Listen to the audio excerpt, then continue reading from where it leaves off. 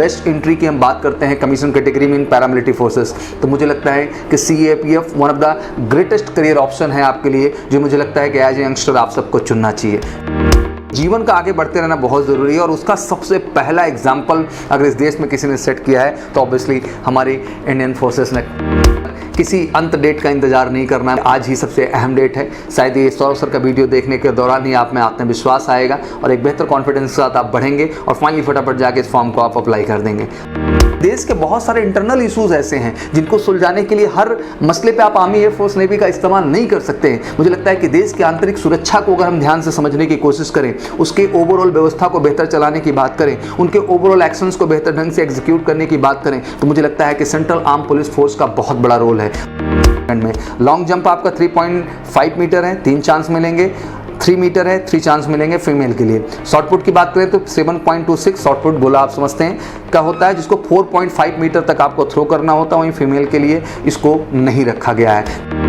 जो भी assistant commandant पद पे जाते हैं, क्या लाइफ होती है जहाँ पर्सनल कार से आप चलते हैं, आपको 8 कमांडोज की सिक्योरिटी मिलती है। It's look like the royal job you have through the central arm police force as assistant commandant. Major Kalshi classes, online courses for all defense exams, recorded lecture, e-notes, daily live classes, online test। अब online पढ़ेगा तभी तो फौजी बनेगा India. Download the MKZ learning app and fulfill your dreams। तो बहुत बहुत स्वागत है एक बार फिर से आप सबका और finally I am very excited because मैं बैक टू बैक आपके लिए अलग अलग डिफेंस रिलेटेड जो फॉर्म्स आ रहे हैं उनको अनाउंस कर रहा हूं। और आज मैं बहुत गर्व महसूस कर रहा हूं कि आई थिंक जिस चीज़ की पॉजिटिविटी को लेकर मैं चला था और जिस तरह से मैं कोशिश कर रहा था ये आपको बताने और जताने का कि आपको घबराने की बिल्कुल ज़रूरत नहीं है। फौज हर तरह के एग्जाम कंडक्ट करेगी, अपने टाइम से थोड़ा डिले जरूर कंडक्ट करेगी, लेकिन अपने बैच और अपने शेड्यूल को फौज कदापि खाली नहीं जाने देगी। जैसा कि आपने सुप्रीम कोर्ट का भी निर्णय स्ट्रेट अवे देखा कि आखिर आप बच्चे का पूरा साल बर्बाद नहीं कर सकते किसी भी वजह से। कोरोना शायद 1 साल हो, 2 साल हो, और मुझे लगता है कि भारत की जो प्रतिरोधक क्षमता है वो कहीं ना कहीं लड़ने में कैपेबल हो गई इन सब चीज़ों से। तो मुझे लगता है कि जीवन का आगे बढ़ते रहना बहुत ज़रूरी है और उसका सबसे पहला example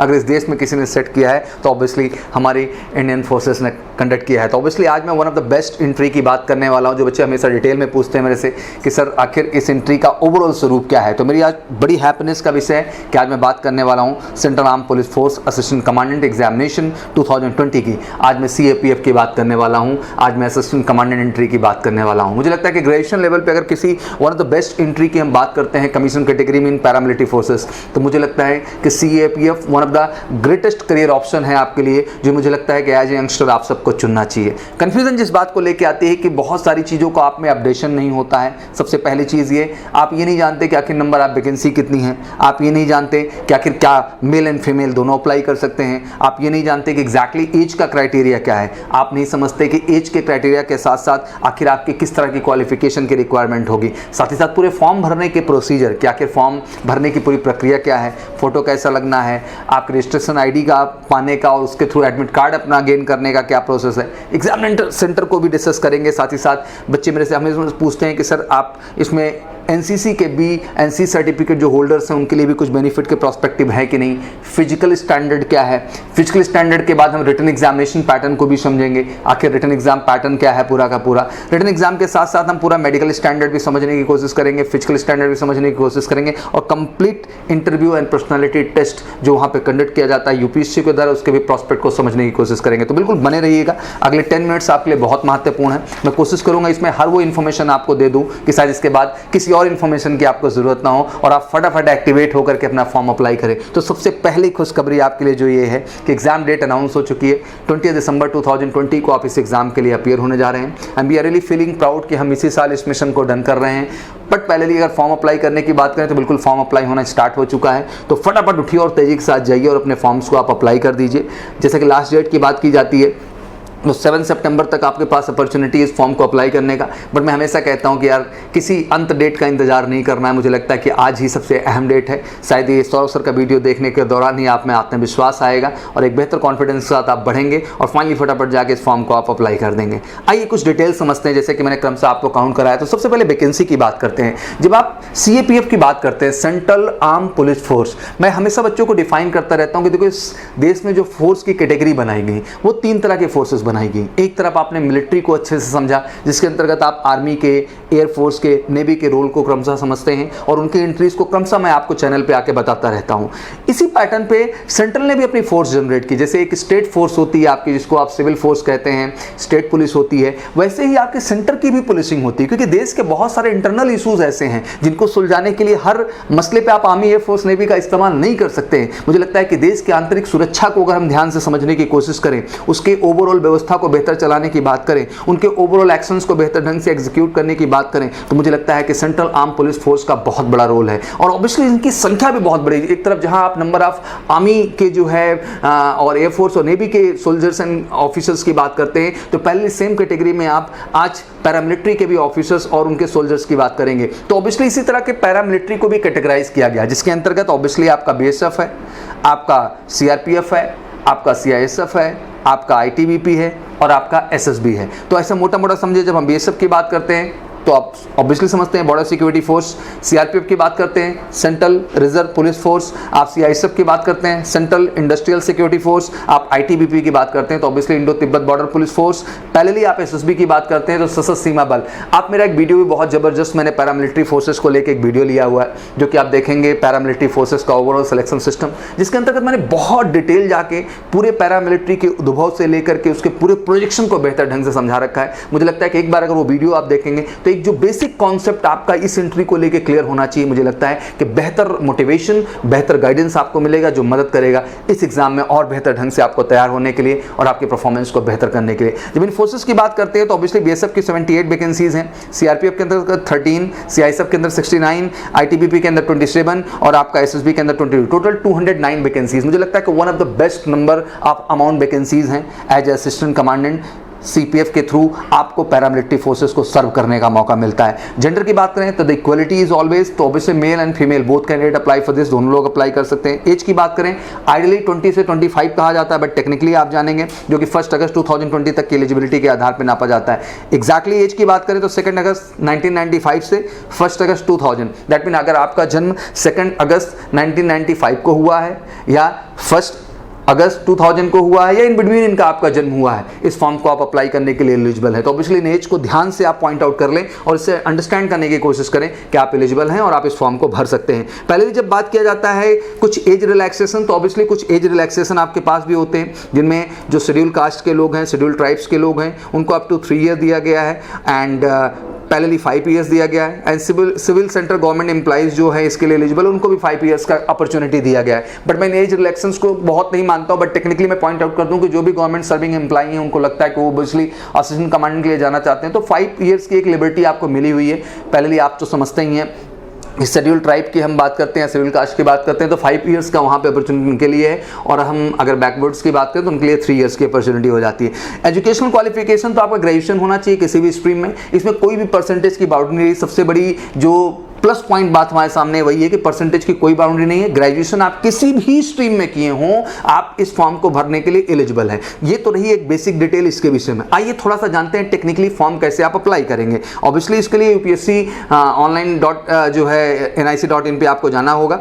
before start filling the online application, candidate must have his photograph and signature duly scan in the JPG format, मतलब आपका स्कैन होनी चाहिए जेपीजी फॉर्मेट पे और ड्यूली साइन होना चाहिए। Each file should not exceed 300 KB, that mean जो आपका फोटो का जो साइज होना चाहिए जेपीजी का वो 300 KB से ज़्यादा नहीं होना चाहिए और 20 KB से लेस भी नहीं होना चाहिए, मतलब आप 20 KB से ज़्यादा होंगे, 300 KB से आप कम होंगे। The candidate should have detail of 1 photo ID, जिसमें आप कुछ भी ले सकते हैं, अपना Aadhaar card, voter card, PAN card, passport, driving licence, any ID card जो कि सेंट्रल एंड स्टेट गवर्नमेंट के द्वारा अप्रूव्ड है, वो एलिजिबल होगा, उसको आप फॉर्म भरने के दौरान वहाँ पे अटैच करेंगे। फी ऑब्वियसली 200 रुपीज़ हैं ऑल जनरल्स के लिए, फीमेल को और SC/ST को कोई भी चार्जेस नहीं देने होते हैं।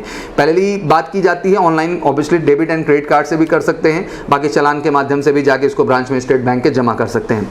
Application should avoid submitting multiple application, जो कि अभी अगला प्रश्न बनता है कि सर एक बार गलत हो गया तो दोबारा कर सकते हैं, सर तिबारा कर सकते हैं। देखो यार, सबसे अच्छी बात यह है कि फॉर्म भर रहे हो, कोई मजाक नहीं कर रहे हो, बी सीरियस। आप एक ही भरो, एक ही बार भरो, अच्छे से भरो, एक उसका आप डेमो प्रैक्टिस कर लो पहले फॉर्म निकाल करके, फिर उसके बाद प्रॉपर ढंग से जाके आप उस फॉर्म को फिल करिए। बट इसके बावजूद अगर कभी गलती होती है तो बहुत घबराना नहीं है।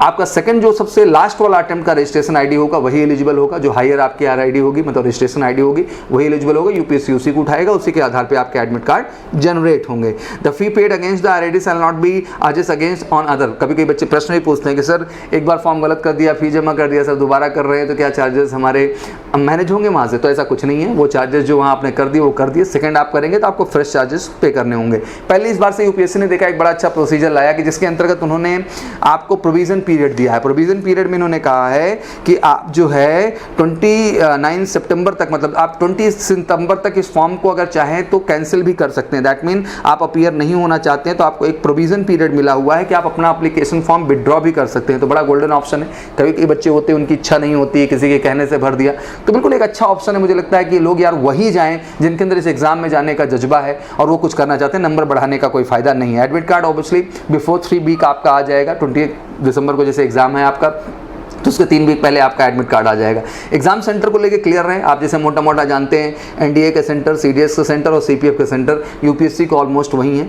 1 से लेकर के 41 लोकेशन बना रखी हैं जिनमें अगरतला से चीज़ें शुरू होती हैं, हैदराबाद भी होगा, पटना भी होगा और करते करते आपका गैंगटॉक पंजित तक आप जाएंगे। तो पूरी डिटेल लिस्ट है। आप बगल में जब देख रहे होंगे तो आपको वो इन्फॉर्मेशन दिखाई देगी कि आखिर कौन कौन से आपके एग्जामिनेशन सेंटर हैं। बच्चे अभी मेरे से पूछ रहे थे डिटेल में कि सर क्या BC सर्टिफिकेट के भी कोई यूटिलाइजेशन है? बिल्कुल, उनका भी फायदा है। उनका आपको वेटेज मिलेगा जब भी आपका इंटरव्यू और पर्सनैलिटी टेस्ट के दौरान अगर आप BNC सर्टिफिकेट होल्डर है तो उसका आपका जो मार्क्स 150 मार्क्स है आपके इंटरव्यू के दौरान उसमें आपको उस चीज़ का वेटेज मिलेगा। अब आता है सबसे अहम प्रश्न कि सर ऑब्वियसली सब कुछ अच्छा लग रहा है, qualification is done sir and age is okay sir, everything is fine, but what about the physical standard? तो क्लियर कर लें आप। 100 मीटर रेस होगी मेल के लिए 16 सेकंड में एंड फीमेल के लिए 18 सेकंड में। 800 मीटर की रेस होगी आपके 3 मिनट 45 सेकंड में, 3 मिनट 45 सेकंड में एंड फीमेल के लिए 4 मिनट 45 सेकंड में। लॉन्ग जंप आपका 3.5 मीटर है, 3 चांस मिलेंगे। 3 मीटर है, 3 चांस मिलेंगे फीमेल के लिए। शॉर्ट पुट की बात करें तो 7.26 शॉर्ट पुट गोला आप समझते हैं क्या होता है, जिसको 4.5 मीटर तक आपको थ्रो करना होता है, वहीं फीमेल के लिए इसको नहीं रखा गया है। तो दैट मीन ये आप फिजिकल स्टैंडर्ड भी देख रहे होंगे पूरी तरह से। ये फिजिकल स्टैंडर्ड है जो हाँ आपसे एक्सपेक्ट किए जा रहे हैं कि इस आधार पे आप अपनी फिजिकल इफिशियंसी को इंप्रूव करेंगे, जो कि बहुत ही जेन्युइन है। ऑब्वियसली पेपर की बात करें तो 2 पार्ट में होता है यूपीएससी के द्वारा पेपर, जो 20 दिसंबर में होगा। पहला पेपर आपका जो शेड्यूल होगा 10 to 12 का होगा, सेकंड पेपर आपका 2 to 5 का होगा। दैट मीन एक पेपर आपका 2 घंटे का हो रहा है तो दूसरा पेपर आपका 3 घंटे का हो रहा है। जब पार्ट 1 पेपर की बात करते हैं तो ऑब्वियसली 125 क्वेश्चंस आते हैं। हर क्वेश्चन 2 मार्क्स का होता है। 250 मार्क्स टोटल आपके होते हैं। मल्टीपल टाइप क्वेश्चंस होते हैं। आपसे पूछेंगे क्या क्या आता है तो ऑब्वियसली आपका जनरल मेंटल एबिलिटी भी है, जनरल साइंस भी है, करंट अफेयर भी है, इंडियन पॉलिटी भी है, इकोनॉमी भी है, ज्योग्राफी भी है, हिस्ट्री भी है, पॉलिटी भी, मतलब सारी की सारी चीज़ें हैं जितने भी सेगमेंट है। दैट मीन आप अरिथमेटिक, रीजनिंग, आपका पूरा का पूरा जीएस पार्ट जिसमें history, polity, geography, economics, current और जनरल साइंस सब कुछ इन्वॉल्व रहेगा और सबके एक इक्वल वेटेज होते हैं क्वेश्चंस को। और अब जब आप ये देख रहे होंगे सारा डिस्ट्रीब्यूशन आपको मिलेगा कि कितने नंबर आप क्वेश्चन हर सेगमेंट के इसके अंतर्गत आपको पूछे जाते हैं। अहम क्या है डिटेल समझना है। फिर सेकेंड पेपर की बात करते हैं तो आपका जो है 3 घंटे का पेपर जिसमें पहला ASEAN कॉम्प्रहेंशन है जो कि 80 मार्क्स का हो जाता है। सेकंड पार्ट में आपका काउंटर आर्गूमेंट है, रिपोर्ट राइटिंग है, प्रेसी है, कॉम्प्रहेंशन है और आपका पूरा पूरा ग्रामर का जो छोटा मोटा सेगमेंट पूछा जाता है, जैसे कि आपसे प्रीपोजिशन के कुछ क्वेश्चन रखे जाते हैं और पहले आपसे फ्रेजल वर्ब्स के और सिंटैक्स से रिलेटेड कुछ क्वेश्चन पूछे जाते हैं। दैट मीन कहने का मतलब ये है कि इंग्लिश का पेपर भी बड़ा कमाल का होता है, जहां आप कह सकते हैं डिस्क्रिप्टिव पेपर आपके सामने रखा जाता है, जिसमें 80 मार्क्स आपका ऐसे होता है, 4 एसेज आपसे पूछे जाते हैं। जो रेस्ट आपका 120 मार्क्स बचता है उसके अंतर्गत आप report writing, counter argument, comprehension, precis और अपने ग्रामर के पार्ट को अप्रोच करते हैं। तो ये एक स्ट्रक्चर है जो कि पेपर का वहाँ पे बनता है। और ऑब्वियसली इसके बाद आप फाइनली आ जाते हैं अपने इंटरव्यू एंड पर्सनालिटी टेस्ट में, जहां तक आप रिटन एग्जाम क्लियर कर लेते हैं उसके बाद आप मेडिकल एग्जाम्स में जाते हैं। मेडिकल स्टैंडर्ड क्लियर होने के बाद ऑब्वियसली आपको इंटरव्यू एंड पर्सनालिटी टेस्ट के लिए बुलाया जाएगा।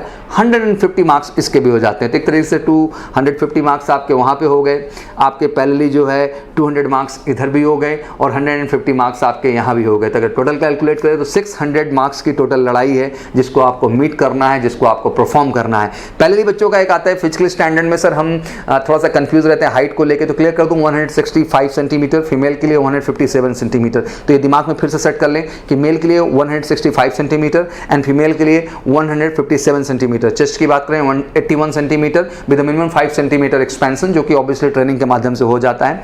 वेट की बात करें तो 50 kg का एक आंकड़ा रखा गया है, जो कि ऑब्वियसली 2-4-5 किलो इधर उधर चलेगा, और फीमेल के लिए वही 46 kg का आंकड़ा रखा गया है, 2-4-5 किलो इधर उधर रखेगा। आई साइट ऑब्वियसली बात करें तो 6/6 होना चाहिए, जो कि आप स्पेक्स लगा के भी कर सकते हैं, तो इसलिए चीज को लेके बहुत चिंतित ना हो। और लेजिक सर्जरी भी इसके लिए अलाउड है, तो एक बात ध्यान रखें एंड इसके लिए बहुत ज़्यादा चिंतित ना करें। और जैसे हमेशा प्रश्न होता है, तो जो भी 18 ईयर्स के बाद की इंट्रीज है वहाँ पे लेजिक लेजर अलाउड है, तो जो बच्चे करा चुके हो बिल्कुल इस चीज़ को लेकर ना घबराएं। मैं यही कहना चाहता हूँ पॉजिटिवली कि I think one of the greatest entry you have, one of the best entry you have, कमाल की एंट्री है आपके लिए। 209 वैकेंसीज यार, it's a matter actually, and I think what a lifestyle we have a CRPF candidate. जो भी assistant commandant पद पे जाते हैं, क्या लाइफ होती है, जहाँ पर्सनल कार से आप चलते हैं, आपको 8 कमांडोज की सिक्योरिटी मिलती है। It's look like the royal job you have through the central arm police force as assistant commandant. But if you really have a dream to join the commission category in the फौज, in the paramilitary category, तो I think one of the best career, ये अपने आप में सबसे बेहतरीन career है।